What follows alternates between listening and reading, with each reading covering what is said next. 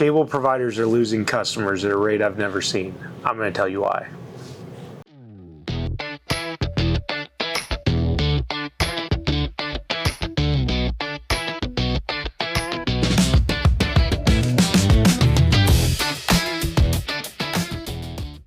Welcome to Beyond the Network. My name is Anthony Miller, owner-operator of TREPIC Networks. My name is Alec Miller. I'm operations manager here at TREPIC Networks. We're back here with episode 3. Yep. Gonna sit down and talk about networking. A couple different things. Yeah, we got a couple fun subjects to go over today. Awesome. Starting with number 1, why Arizonians and just people in general are leaving the big cable companies in 2026. So, yeah, I mean, people are leaving the big cable companies just because of the amount of options there are today. I mean, there's tons of different options. There's fiber providers that are coming in, laying fiber on top of the cable providers, offering that. You got, Starlink offering options. They don't only service out in the boonies, but you also can sign up while you're in town. Right. The cable provider, or the cell providers are selling hardcore. You go in to get your phone fixed, get your phone service updated, sign up for a new phone account, and they're like, hey, what do you do for home internet? Yep. Can I get you to switch? Well, and it just, we've always talked about it since we started being an ISP and how we wanted to treat our customers. The big cable providers are no longer allowed to treat their customers like crap. No. They now have options. They're like, okay, well, you've taken my bill from $100 when I started to $180 a month now. I got all these things I don't need, all these things I don't want, and now I have options. Yep, they've just been increasing their bills and doing all that. None of that's really allowed anymore. Not allowed, the market just won't bear it. The market, it's not that it's not allowed, it's just the market won't put up with it, because if they keep raising the bill, more of them are going to keep disconnecting and losing. Right. So it's just, we're in an environment where they have to be more competitive on pricing, offer better plans, better solutions. Well, and it's something we've always tried to do. Right. Because we're going out, we've always been competing with somebody. We're trying to beat the competition by the way we treat our customers and the prices and the speeds we offer. Yep. Just doing our best to meet the market's demands, and now the big ones are being forced to do that rather than just holding their customers hostages, essentially. Right, and we've had to, because the competitive market's been getting that way, we've had to increase our speed so much that now our speeds are we're getting people come to us from Cox, Right. Cox and CenturyLinks and the cable providers per se, they're switching to us because they're tired of their bills keep going up. Right. And we've raised our speed so much that now we're competitive pricing, which is crazy to say. Yeah. Because we used to be out in the middle of nowhere competing against CenturyLink 10 meg, and now we're competing with Cox cable service and getting people to switch over just because we're a better deal than what they're doing with Cox. Right. Well, Cox because they get bundled in the phones, the TV services. Yeah, they had all that bundled, but then the big cable providers tried to come in and add data caps and bill for extra data caps. You got these people that are using a ton of bandwidth, and their bill has gotten out of control. They're paying over $100 a month for internet service, and I think Google Fiber's at like $75 for a gig, and we're at $75 a gig on fiber. Yep. And so it's like that's the new standard, and so you can't pay over $100 a month. And I would say probably 10 years ago, Cox was getting out of 200 meg plan, they were getting $100 a month. Yeah, and it's just to kind of land on it and get to where we're going it's just people are not just switching because of not just price alone, it's how they're being treated. Yep. Customer service that's offered, how their rates have went and stuff like that. I mean, a lot of it is to do with price. The price is competitive too, but people are just tired. I mean, just like other providers and whatnot, they have outages. They see an outage and now they're thinking, oh, maybe there's something else. And then, like I said, they go and they walk into the cellular and they talk to that and they're like, I didn't know you had cell internet at home. I didn't know that was an option. Yeah, right. You know what I mean? And I would say the consumer for home internet is thought a lot more. They're more open to the idea of not just going the default Cox. Right. Or CenturyLink or Spectrum or whatever. You know what I mean? We say Cox because it's in our area, but there's not like a default provider anymore. It used to be everybody just had the same provider because there was only one. Right. Now there's tons of options and so other opportunities. They're just thinking differently about their internet. And so now you just got to be the best option. You got to do the best customer service, competitive on price. Yep. Make sure you do what you're saying you're going to do. Like, all those things matter anymore. It's not just one person in town anymore. Yep. Yeah. So. Moving on, kind of takes us into our next segment. The Voyage Magazine says you've got something here you want to talk about. Yeah, so they Voyage Magazine reached out and wanted to do a piece about starting TREPIC and everything. So they asked some questions, got some pictures and whatnot, and so I did not hear about this. Yes, yep. So me and Eldred have been working on it, and Eldred submitted it, and I guess Eldred just told me today it's on the front page or whatever. And is Voyage Magazine a big magazine? I think they just do like spotlights on like entrepreneurs and business owners and stuff and whatnot. And so you got a headshot in there? Yep, there's a headshot. Did you get your beard trimmed before the headshot? No. It looks. I think I'm just working in the picture, to be honest with you. But it's just talking. I don't know if it's local, regional, but it's a local magazine. Well, Eldred, if you got it, put it up on the screen so we can see it. Right. I mean, I can't see it, but at least, you know. Yeah, we'll have to show that. But yeah, just talks about the what we did, how we started TREPIC Networks, things of that. It's just kind of a base storyline. It's an interesting article for sure. I'm trying to look it up right now, see if I can find it. It's all good. Yeah, Eldred will have to send you the link later. I don't know if he shared that out with everybody, but yeah.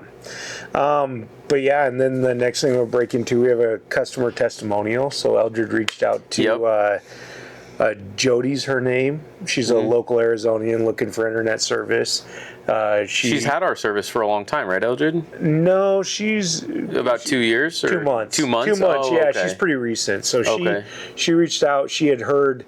She was looking for internet service. She moved into this house, and she was looking for internet service. She talked to her neighbor. And neighbor's like, "This is who I have, and they're great." And so she signed up with it, and she loves it. And so Eldred was able to go out there, do a video with her. She described her experience with the install, how we had professional installers out there.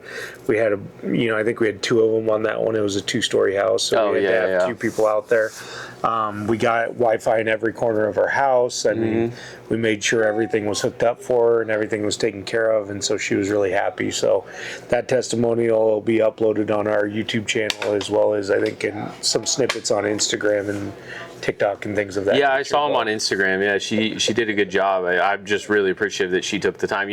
Most people wouldn't even take the time to go do a Google review. Right. And for someone to say, yeah, absolutely. I mean, obviously she had a great experience with us, which is our goal. Right. Our total goal, interacting with customers, they all have a good experience with us. Yeah. But pretty cool that she was able to do that. Did that go into the magazine? Was that one of the things you talked about? I don't know if we mentioned that, because we did the magazine probably, I want to say like 2-3 months ago. We submitted all that stuff, and then it's been kind of back and forth, and I think they just finally published today. So it's been a long time going, and that interview with Jody was only a couple weeks ago, maybe a month ago.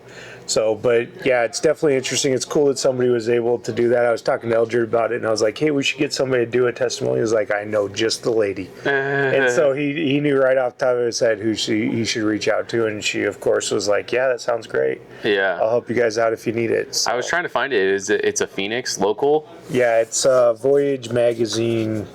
Voyage Phoenix? I think he sent it on Slack if you go to General, or maybe he texted it out.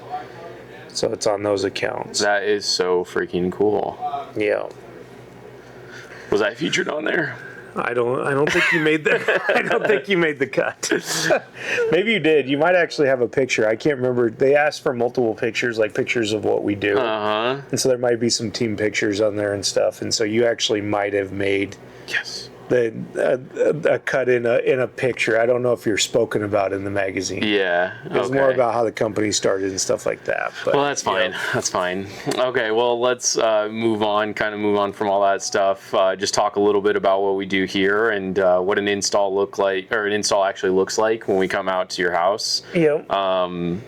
A lot of people stay with the bad ISPs because they don't know what's going to be involved for them. Yeah. As far as switching a provider and stuff like that. So we can just kind of talk about. Yeah, most people in my mind don't want to switch because they're in fear. They're like, I got printers, I got cameras, I got all these devices. How am I going to get those hooked up? How do those even hook up? Well, it's really all pretty simple as long as your new ISP helps you with that, which our techs are really Our techs good. all take the time after the install. Yep. And so, once you get a new router, it's pretty easy. You got to go touch all those devices. Yep. Now, I won't say they help with every single device because some devices require special programming, but I would say 99% of devices. Yeah, like general devices. General devices, they help the customer hook back up to the network. Now, there are some, you know as well as I do that everything's connected to the internet anymore. So everything from your printer to your TVs down to your thermostats down to your garage doors. I think. Yeah, when they start asking about the fridge, I'm like, right. You might have to call the fridge guy. I think the hardest one was a barbecue grill. I guess the new. I remember dealing smokers. with that. Yes, the new smokers. They had an app that interacted with the smoker that could control the heat settings. I think it just notified you when the heat was off or whatever. And we could not get it to interface with our router. Yes. It was one of the router safety protocols or something was blocking it. I can't remember specifically what's going on. Yeah, so there's weird stuff like that. Like like I said, we try to do like 99% of issues. We try to help people hook up their new devices. It's just there's so many things connected, and sometimes we forget, or even the customer forgets. They go to switch and they forget that they needed their thermostat hooked up and the tech's already gone. And we've been really good. If they absolutely can't, sometimes we're able to send them instructions and they're able to do it. But if not, we will go back out and help them hook up, if that's a mission critical piece of equipment for them. But typically installs are pretty easy. All of our installs include a professional installation, so we get a guy out there, sometimes two in the case of a two-story. Well, and it's all our guys trained in-house. We don't have contractors, nothing like that. We've trained them all on our installs, our equipment, our technology to make sure they're proficient in doing what we do. Yep, and we make sure they have all the tools, all the gear, all the products so they can do a complete install no matter what it is. I've had it from where they run 20 feet of cable on an RV and poke it through the window because the guy wants a temporary hookup to we run the cable all the way around the house, up in the attic, down a wall. It's some of them can get kind of crazy. It just depends on what the customer wants and where they want the router. Some people, it's really simple installs and sometimes it's not. But generally, if you have a proficient installer, it typically they can do it like an hour and a half, an hour is what the install time takes. Sometimes the new installers, if they're in training mode or whatever, they can take the full 2 hours. We give everybody a 2-hour window just because you never know what's going to happen. We've had installs where they get there and one of the houses here in Gilbert, the walls were complete concrete. They were like 12 inches thick of concrete. It took our guy 30 to 45 minutes just to drill through the wall to run the cable. And so you have those anomalies, and so we give a 2-hour install window to make sure that happens. But sorry. No, you go ahead. I was just going to kind of wrap it up. So what we offer here is we got a free professional installation that our team has choreographed. We've trained all of our guys. They're in-house technicians that install it. We typically do the install in about 2 hours. We set up the router. We make sure the internet's working. We help you connect your devices.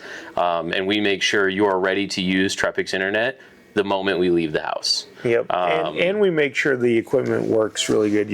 Like some things I've read online, not to keep going on it, but when I saw somebody was doing like a Starlink, they use contractors for the installs, and Starlink has to see to the sky, and they mounted it like under the roof. Right. And so the contract installer really didn't even think about it. He probably used like a standard satellite one where it's kind of on the edge, but it was sitting flat right up under the roof. Well, the old satellites, like you had to aim, right? You had to aim them to the right sky and make sure you pick up the right satellites. The new Starlink dishes just have to be visible.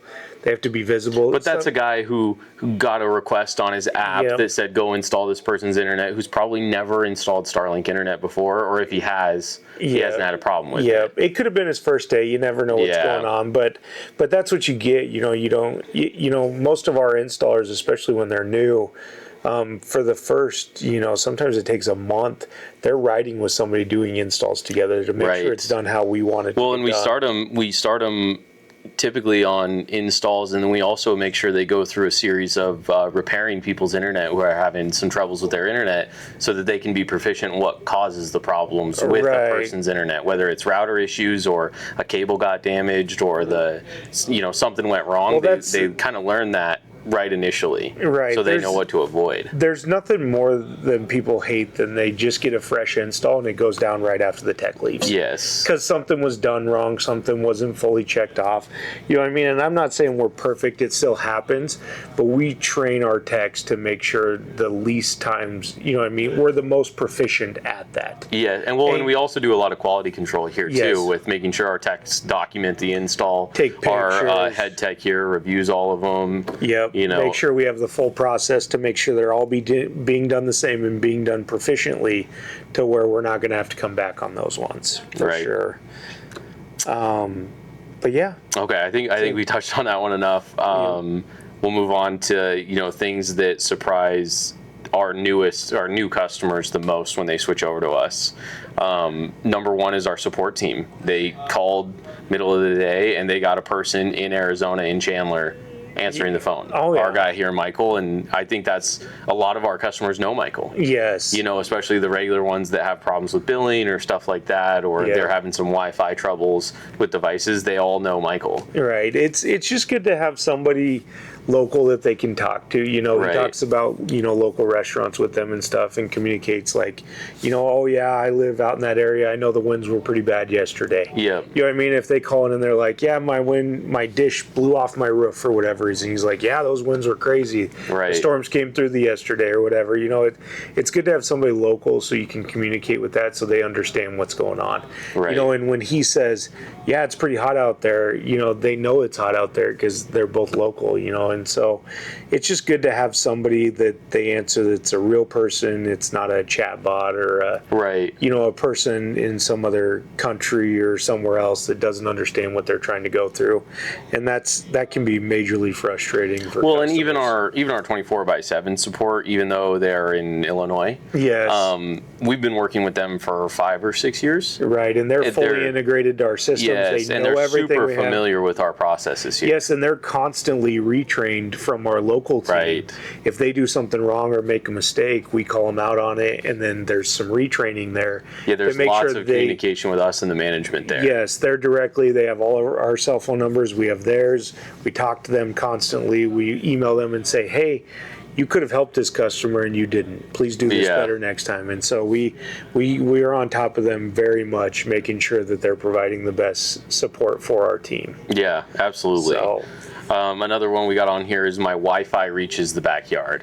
Now, I wouldn't say this is necessarily one of the things customers say after they switch, but it is something that we've added to our tool belt. We do have a solution for this. So which is awesome. We get a lot of people that are like have an outside room or something. A lot of people like in their pool. Or in their pool, they got speakers and stuff, and they want to be out by their pool, or they got stuff in their backyard for their kids to do. Barbecue grill or something. They're sitting out there and they're like, my phone doesn't work out here. And so we had so many requests for it. One of our router manufacturers actually made an outdoor router specifically for that. I think we got them right back over there. Yeah, we got a couple over there, but they made a specific product for that. And so we've had a lot of requests, and so we actually have it as an add-on service.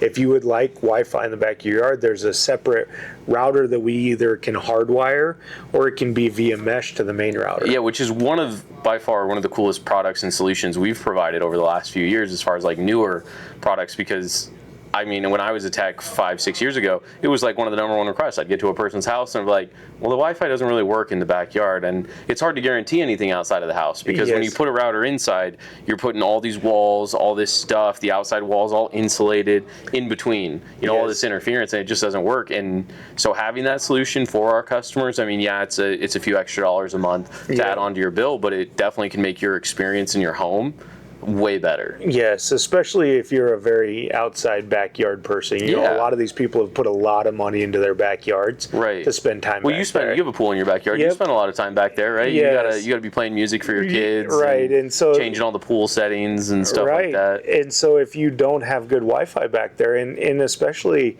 like in some of these areas, they have big backyards. Well, and they have no cell service. And they have no cell service. Yeah. So it's like their cell service doesn't work. Their Wi-Fi needs to be in the backyard. And so it's a unique situation where we provide a lot of value offering that service to them. We have we put out, you know, tons of those backyard systems, and people just love it. So it works really good. What's the next one? My bill never went up. One of the things people switch after switching. That's true. We haven't raised prices. We haven't raised prices to this day. No, we've never raised prices. We've upped speeds and added new plans in our things. And so we've added new plans just because, you know, we need faster and faster plans and whatnot. Yeah. Anytime our price has changed, so has what we've provided. Right. We've never just said you signed up for 100 meg a month, you were paying 80, and this year you're paying 85. Yep. Nothing like that. We've never done anything crazy like that. But I mean, I want to step back a little bit and say, you know, due to the competitive nature of how the market's going and all the opportunities and all the people that are moving into the market, we are going to start offering like intro rates. You know, all the other companies. Yeah, they all offer intro rates. And who doesn't want to save a little bit of money right when you start? But what they used to do is they would offer an intro rate, raise your plan, and then it would up every year after that. Yeah, they all have escalators. Everyone's bill. Everybody's bill goes up continuously until they call and complain. And so even though we're adding the intro rate, we're not going to escalate after that. You know what I mean? You get an intro rate just to get a deal on service. You get a deal for year, 6 months, or whatever promotion we're doing. And then after that, it goes up. But there's not going to be any raises after that. Yeah, and who doesn't want to save a little bit of money right when you sign up? Right. You know, I mean, it's a good deal all the way around. Yeah, the old cable providers used to be like, just raise it by like a couple dollars a month. They'll never notice. Yeah. And then they wake up, you know, after 5 years of being a loyal customer, and they're paying $50 more per month. Right. You know what I mean? Because they're just inched it up every 6 months to a year or whatever it was. So we've never done that. We never thought, unless you're getting more, why just raise the price? You know what I mean? Like, unless you're getting more speed, there's no real sense in raising the price. Another one is, it was online by the time my kid got home from school. That's our goal. If we schedule you for an install, you get it done, and you're up and working within 2 hours of us showing up. That's one of the things we take pride in, is making sure our customers are active that same day. We rarely have cases where, and usually it's like really rare, where it takes multi-days to do an install, but that's because they have a very specific need or a very specific question. Yeah, sometimes we get there and they have something that they want to rework that we didn't know, like the whole two-story thing. You know, we do it for safety-wise. It's not that we need 2 installers there, but it's more of a safety thing. So like we've had a tech, but we try to get a hold of those. We try to ask them, is it a 2-story house? But sometimes people don't think about that, or, you know, whatever. People make mistakes and things like that. And so, but I would say that's probably the only time it's ever been a problem, is if we get there and for safety reasons we can't do the install, or, you know, whatever the case. Sometimes, you know, they want attic runs and stuff, and if it's like 2 o'clock in the afternoon when it's 115 degrees outside, the techs are going to really struggle to get in the attic, and it's dangerous for them even to get in the attic. So we've rescheduled those for like morning installs. You know, they want especially middle of the summer. Yeah, can we do it at 7 a.m.? We get in your we do it in the attic at 7 a.m., just not at 3 o'clock in the afternoon. So, well, let's move on to our FAQs. We had a fun one last week. I'm sure we have some more fun ones this week from Eldred. Get some questions. I was just sneaking my eyes down there, and I was reading them, and we'll see how this goes. Okay. But will switching ruin my internet for a few days? No. Yep, the answer is no. The answer is no. If you switch to us, you know, or hopefully any provider, but definitely us, your internet's going to be up. It's going to be working by the time our tech leaves that house. Yep. Yes. We'll get you installed, get you up and running. By the time our tech leaves, you will have your internet ready to go. You can get your devices out and start using it immediately. Do I have to talk to my old ISP, or do you handle it? You're probably going to have to shut down your account but we'll help you in any way we can. Yes. If you need help talking to your old ISP or figuring out how to switch, we can definitely help you out. Yeah, you can definitely ask us. Like, there's some things that we know just being in the industry. Like, right, like, are they going to want the equipment back? Are they going to want the like equipment? That, And our techs are trained on that. You know, we've had some problems with that in the past, so they know what equipment to leave, what equipment not to use. And we've even gone as far as, like, leaving extra equipment so they don't get billed for it. Because some providers are like, I'm going to bill you if you don't take this. You know? Right. And so, yeah, basically that should be good. I'm actually looking this question up because the next question is, can my microwave actually steal my Wi-Fi? I'm interested to see what your answer is, but it doesn't steal your Wi-Fi. But it might be able to interfere with it. No, I don't think it's on the same frequency. It's not on the same frequency. So the old adage is like my phone. I put my phone on top of my microwave, and now my phone doesn't work anymore. Yeah. Well, the phone bases work on like 900 megahertz, I think, is what it is. Yeah. And so when the microwave would run, it would run on the same frequency and cause interference type things. You know, you turn on the microwave and then the phone doesn't work. But microwaves really are like Faraday boxes. You know, that is true. They built, like, you see all that metal, even the screen, like when you look through a microwave, it's got all those little dots. That's to keep all those microwave signals inside the box. Right. But they're like not everything, perfect. they're not a fully sealed box. Here, I'll read my answer. Okay, I mean, there's no stealing, but microwaves do work on the same frequency band as the 2.4 gigahertz Wi-Fi. Oh, okay. So, and microwaves aren't a perfect box where they can't seal everything, so there can be some interference on the 2.4 gigahertz Wi-Fi. Me personally, I have a headset for my computer at home, and when I'm watching a video and I walk into my kitchen, when I'm in my kitchen, it's fine, but right when I walk next to my microwave, I lose it. If the microwave's on. If the microwave's on. But maybe that's because it communicates on the same. Yeah. So, no, but yes. Yeah, they like I said, they're not a perfect box. Definitely don't put your router in the microwave. Definitely don't put your router in the microwave. Don't put your router in microwave. It's like a Faraday box. Your Wi-Fi will not work. That's going to have to be a topic we talk about, Faraday boxes. I think it's one of the funniest things. I talked to a guy that worked for like AT&T or Verizon or whatever, and he was telling me if you want better cell signal, all you got to do is go to place a phone call and then put your phone in the microwave and close it, and then the call will fail and you can submit it to Verizon. He said he did that like 10 times a day to get them to build a tower out by his house. Oh my gosh. And so you just do that, and it's just like a crazy thing that's funny. I was like, I never thought about that, but that would work. Sure. What if I move out of the TREPIC service area? Well, we can't service you, Yes. We're going to shut down your account and wish you the best moving on. And if you ever come back, obviously look for us. But there's nothing we can do. Yeah, and if you're on a yearly agreement or whatever, we've waived fees for that too as well. As long as we can't service the address. Right. You know what I mean? We'll waive your fees. You know, we have a lot of people that move back home per se, like back to Ohio or wherever, because we have a lot of transplants here, and so a lot of people move back, and so we've dealt with that quite a bit. Yep. So. Can I bundle TV or phone with TREPIC? No. We don't have any TV options or phone options, but we recommend most of the streaming platforms. I mean, if you get all of them, it's about the same cost as TV, like if you sign up for all of them, but typically you don't need all of them. No. You know, and you're going to save a lot of money if you just cancel your TV and sign up with even just YouTube TV. Yes. You're going to save money. Or if you just sign up with like Netflix or something like that. Yeah, we just recommend the streaming options. There's just really not a good solution for us to offer a streaming platform. No, and then we kind of get into the same thing where we're like bundling them into this whole mess, and a lot of people don't need TV now, and then they call to cancel the TV, and it's wrapped into their Wi-Fi pricing or whatever, and then you'd have to raise their price on their internet, and just not really something we've wanted to mess with. We have kind of messed with the streaming options a little bit, the DirecTV streaming, where you buy it from us, you plug it into your TV, it streams over the Wi-Fi, but that would be separate. Yes. We wouldn't be billing anything for that. Yep.